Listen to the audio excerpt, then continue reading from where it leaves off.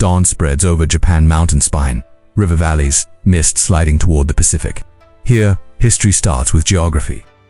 In a dim tatami room, a historian opens a blank washi notebook. He looks ahead steady, as if the pages already carry weight. Ink meets stone, then paper-only coastline curves, no names. Before a nation is spoken, it is traced. Edo wakes in quiet timber lanes, curtains sway, lantern light soft and unmarked, an old order breathes, unaware of the tide. A castle town holds its shape at dawn, moat water trembling with light. Stability looks like stone, until it cracks. Rice pours into a wooden measure. A hand levels it carefully. Even peace has pressure counted grain by grain. A procession moves beneath cedars, disciplined, silent, relentless. Power here is distance and obedience. A shoji slides open. A spare study abacus brushes. A blank scroll rolled tight. Knowledge gathers quietly, like heat under ash. A secluded bay, small boats, an empty horizon. Isolation feels safe until safety starts to feel like delay. The historian kneels by a low table, hands on the blank notebook, one small nod as if to say, this is where it turns. Offshore, black ships arrive, steam silhouettes, thick smoke, gray sea. No cannon speaks, yet everything changes. In a negotiation chamber, hands exchange a sealed scroll. The fear is not what it says, it's that it cannot be undone. Along the shore, cannons sit silent in earthworks, readiness without firing, restraint that still tastes like dread. Officials watch the horizon from a wooden platform. Robes whip in the wind. Some truths are hardest to admit aloud. Sweat beads on a hand gripping the notebook strap. Change begins as tension in the fingers. Kyoto's gate rises through mist. Courtiers move like shadows. Gravity shifts toward the court and everyone feels it.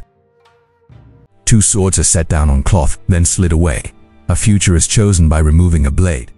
Night harbor, wooden boats beside a larger steam vessel, torchlight trembling, old and new stand shoulder to shoulder, uneasy.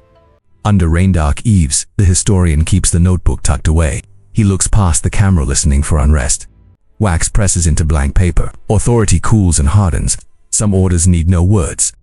At dawn, a solemn procession crosses a Brigantine 68. The center moves, and Japan begins rewriting itself. Hands fold away one document and replace it with another. Revolution, sometimes, looks like a quiet swap on a desk. Early Meiji streets, rickshaws, kimono, the first Western coats. Two eras brush shoulders in the same crowd. A finger taps a telegraph key. Copper wire runs into darkness. Speed enters the bloodstream of the state. Rail sleepers drop into line. A steam silhouette waits in the distance. When distance shrinks, power grows. A loom shuttle snaps back and forth. Dust glows in sunbeams. Industry teaches rhythm, then demands it. A classroom heads bowed over slates. A teacher's shadow. Modernity begins with discipline learned young. Buttons fastened. A belt pulled tight. Readiness without weapons, yet the weight is unmistakable. Brick and scaffolding rise around a new civic building.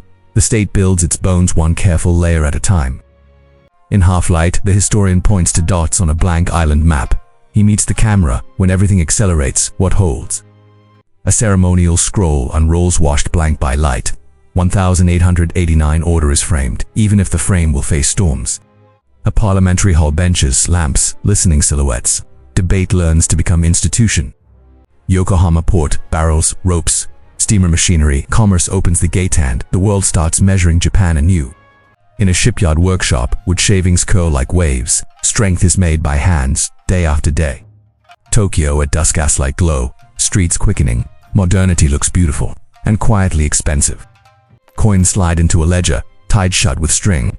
Finance tightens its grip, numbers shaping lives in silence. Fields in the foreground, smokestacks on the horizon. The country moves forward, with the old still clinging to its heels. The historian walks beside the rails. He glances at distant steam, then backspeed becomes policy. Press rollers turn, pages pass through, blank with glare. Mass media arrives as a machine that never tires. A night harbor crowded with anchored silhouettes. Japan looks outward, and the sea answers with colder expectations. Before dawn, fleet shadows cut through rough water. 1904 to 1905. Tension without explosions can still feel like war. In a ship's cabin, a gloved finger traces a curve on a blurred chart. Strategy turns people into lines. Return to port, crowds wave plaincloth, faces lifted, pride resides in with it. The question of the price. Diplomats clasped hands, a treaty folder closes. Peace can be an ending, and also an opening. The historian rests his palm on cold stone, an inscription kept unseen. He exhales, feeling the cost of status. Taisho streets, cafes, bicycles, tram wires. Modern life blooms and learns new ways to strain. A wooden ballot box receives folded blank papers. Hands hesitate, then release. Participation can be fragile. A Ginza-like avenue hums early cars, trams, pedestrians crossing the capital feels unstoppable. For a moment.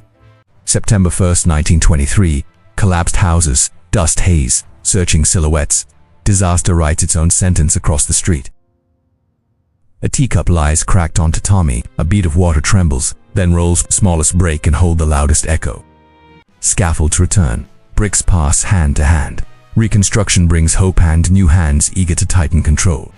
On a factory line, hands assemble metal parts, again and again. Production becomes power, and a kind of prayer. Synchronized steps fill a civic street, flags remain plain, faces not. When a nation moves as one, dissent grows dangerous. Night on a rail corridor, September 18, 1931. Empty track, distant smoke, a spark that widens the world. Stones are placed on a blank map, a new set of nodes appears, cold choices made to look like simple arrangements. The historian watches a parade from under an awning, face half shadow. He tightens his wrist cord, concern held in silence. A bridge at night, 1937. Soldiers only as silhouettes. No firing. War expands without needing to announce itself. Ration tokens in a cloth pouch. A hand counts, then closes it. Scarcity teaches fear by routine. Shipyards, surge hull frames, ropes, workers swarming. The tempo rises, and history starts to run. Hands tighten bolts on a propeller engine, oil on the knuckles. War begins in workshops long before it reaches the sky. Fleet departure at dawn, 1941. Sea mist swallows the shapes. Secrecy itself becomes a confession. December 7th, 1941. Aircraft silhouettes pass through a tense morning haze. Smoke rises in the distance and the world pivots. A blank dispatch is folded and sealed. War turns into paperwork, clean, merciless. Tokyo blackout, streets covered windows, lanterns carried low. Even footsteps feel too loud. A radio dial glows faintly. A hand hovers, then rests. Information becomes a lifeline and a blade. 1945 fire-scarred ruins, ash drifting, survivors searching. No spectacle, only persistence among the broken. Fingertips touch a charred beam. It flakes away. Some memories collapse at the lightest contact. People gather around a radio, faces strained. August 15, 1945. Silence becomes the heaviest sound in the room. A pen trembles over a blank surrender page, then presses down. September 2, 1945. End ending signed by shaking hands.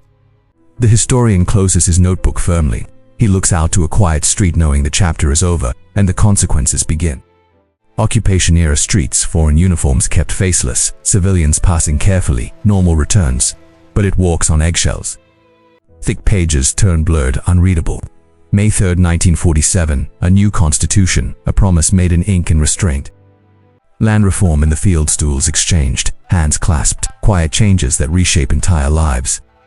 A small workshop, sorter glints, then fades. Recovery is built by humble hands that refuse to stop. In a diplomatic hall, a blank treaty folder changes hands. Sovereignty returns not with cheers, but with procedure. Sunrise over a government district, commuters flowing.